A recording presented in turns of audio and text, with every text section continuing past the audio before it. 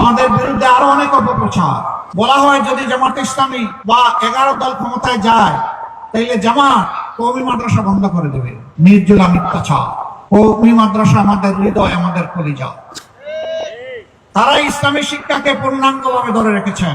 আমরা তাদের সাথে ডায়ালগ করে পরামর্শ করি এই শিক্ষার ম্যাক্সিমাইজ কিভাবে করা যায়, সর্বোচ্চ উৎকর্ষ কিভাবে করা যায়, তাই ইনশাআল্লাহ আমরা করবো। আমরা মুখে নয়, কাজে প্রমাণ করবো ইনশাআল্লাহ। আমরা ইনশাআল্লাহ ক্ষমতায় যাওয়া নয়, সেবার সুযোগ পেলে প্রত্যেকটা মসজিদে ইমাম এবং খতিব যারা থাকবেন তারা হবেন সেই পরিচালনা কমিটির গুরুত্বপূর্ণ সদস্য। কারণ তারাই বুঝবেন একটা মসজিদের মর্যাদা কিভাবে সবচেয়ে উপরে তুলে ধরতে হয়। তারা সম্মানের সাথে সেখানে ইমামতি করবেন। ইমাম মানে নেতা, তিনি পাবেন নেতার মর্যাদা ইনশাআল্লাহ। যিনি নামাজের ইমাম, ইনশাআল্লাহ সেই দিন ঘনিয়ে আসবে, তারা হবেন সমাজের ইমাম।